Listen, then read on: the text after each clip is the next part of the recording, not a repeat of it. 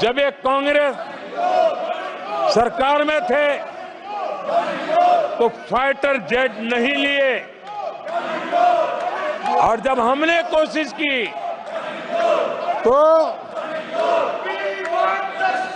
कांग्रेस हर तरह की साजिश पर उतर आई। फाइटर जेट एयरफोर्स तक न पहुंच पाए, इसके लिए साजिशें की गई। और आदरणीय सभापति जी, ये बालक बुद्धि देखिए कि राफेल के छोटे छोटे खिलौने बना करके उड़ाने में मजा लेते थे, देश की सेना का मजाक उड़ाते थे। अध्यक्ष जी, कांग्रेस ऐसे हर कदम का, हर रिफॉर्म का विरोध करती है जो भारत की सेना को मजबूती दे, भारत की सेना को मजबूत बनाए। माननीय सदस्यों, सभा की कार्रवाई माननीय प्रधानमंत्री जी के भाषण तक के लिए बढ़ाई जाती है और सभा की सारी कार्रवाई पूरे होने तक बढ़ाई जाती है। आदरणीय सभापति जी, समय देने के लिए और समय का विस्तार करने के लिए मैं आपका हृदय से आभार व्यक्त करता हूं। आदरणीय सभापति जी, अब कांग्रेस के लोगों को ये पता चल गया है कि हमारे नौजवानों की ऊर्जा, हमारे सैनिकों का आत्मबल ही हमारे सशस्त्र बलों की सबसे बड़ी शक्ति है। और अब इस पर हमला करके और एक नया तरीका सेना में भर्ती को लेकर सरासर झूठ फैलाया जा रहा है, ताकि लोग, मेरे देश के नौजवान मेरे देश की रक्षा करने के लिए सेना में न जाए, उनको रोकने के लिए षड्यंत्र हो रहा है। आदरणीय सभापति जी, मैं इस सदन के माध्यम से जानना चाहता हूं, आखिर किसके लिए कांग्रेस हमारी सेनाओं को कमजोर करना चाहती है? किसके फायदे के लिए कांग्रेस वाले सेना के संबंध में इतना झूठ फैला रहे हैं? आदरणीय सभापति जी, वन रैंक वन पेंशन को लेकर के देश के शहीद जवानों को उनकी आंखों में धूल झोंकने का प्रयास किया गया। आदरणीय सभापति जी, हमारे देश में श्रीमती इंदिरा गांधी जी ने वन रैंक वन पेंशन की व्यवस्था को खत्म किया था। दशकों तक कांग्रेस ने वन रैंक वन पेंशन को लागू नहीं होने दिया, और चुनाव जब आए तो 500 करोड़ रुपया दिखाकर निवृत्त सेना नायकों को मूर्ख बनाने की कोशिशें भी की गई, लेकिन उनका इरादा था हो सके उतना वन रैंक वन पेंशन को टालते रहना। एनडीए सरकार ने वन रैंक वन पेंशन लागू की, और आदरणीय सभापति जी, भारत के पास संसाधन कितने ही सीमित क्यों न हो, लेकिन उसके बावजूद भी, कोरोना की कठिन लड़ाई के बावजूद भी 1,20,000 करोड़ रुपए हमारे पूर्व सैनिकों को वन रैंक वन पेंशन के रूप में दिए गए। प्लीज, नो, ये तरीका ठीक नहीं है। नो, ये गलत तरीका, प्लीज।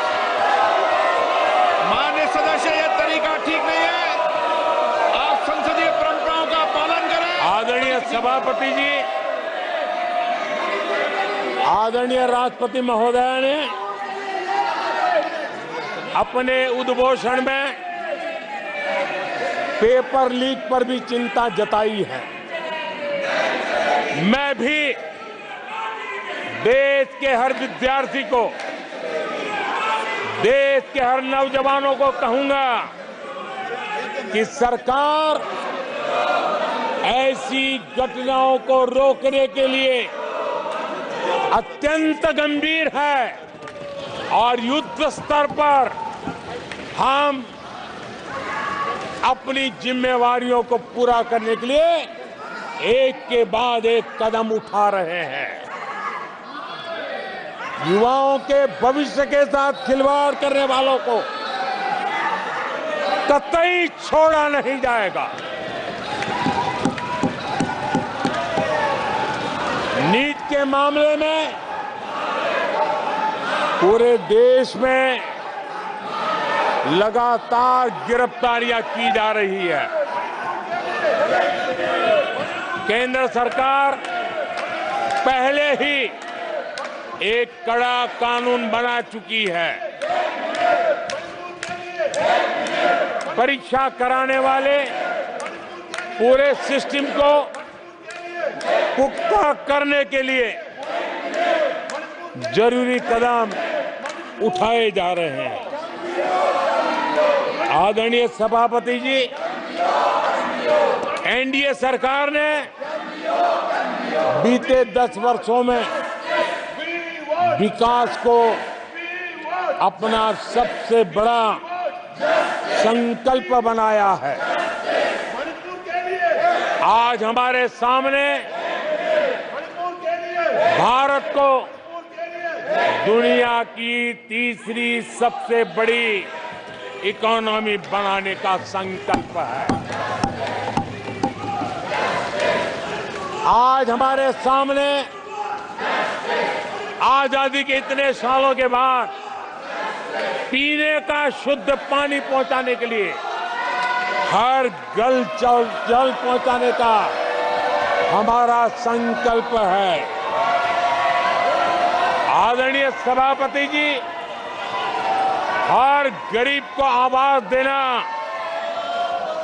ये हमारा संकल्प है। आदरणीय सभापति जी, भारत की विश्व में जैसे जैसे ताकत उभर रही है, हमारी सेनाओं को भी आत्मनिर्भर बनाने का हमारा दृढ़ संकल्प है।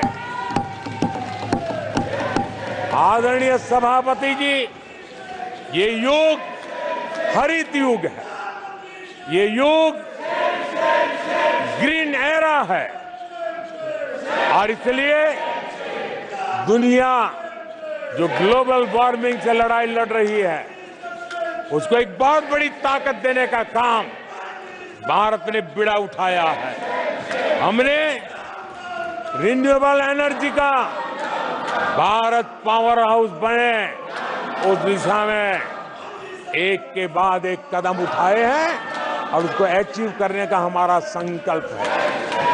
आदरणीय सभापति जी, भविष्य ग्रीन हाइड्रोजन से जुड़ा है, ई व्हीकल से जुड़ा हुआ है। भारत को ग्रीन हाइड्रोजन का हब बनाने के लिए भी हम पूरी तरह संकल्पबद्ध है। आदरणीय सभापति जी, 21वीं सदी आज भारत 21वीं सदी को भारत की सदी बनाने के लिए जिन संकल्पों को लेकर के हम चले हैं, उसमें इंफ्रास्ट्रक्चर की भी बहुत बड़ी भूमिका है। हमें आधुनिक इंफ्रास्ट्रक्चर बनाना है। हमें विश्व के सारे बेंचमार्क की बराबरी पे जाना है। आदरणीय सभापति जी, जितना निवेश भारत में इंफ्रास्ट्रक्चर के लिए हुआ है वो इतना पहले कभी नहीं हुआ है और जिसका लाभ आज देशवासी देख रहे हैं। देश में बहुत बड़े पैमाने पर रोजगार और स्वरोजगार के अवसर बन रहे हैं।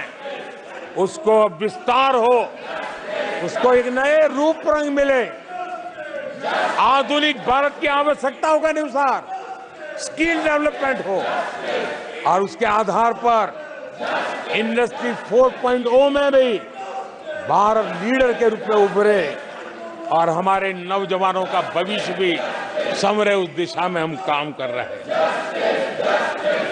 आदरणीय सभापति जी, एक स्टडी है कि पिछले 18 साल में, ये स्टडी बड़ा महत्वपूर्ण है, यह अध्ययन कहता है कि पिछले 18 साल में प्राइवेट सेक्टर में जॉब क्रिएशन में आज सबसे बड़ा रिकॉर्ड बना है। 18 साल में सबसे बड़ा रिकॉर्ड बना है।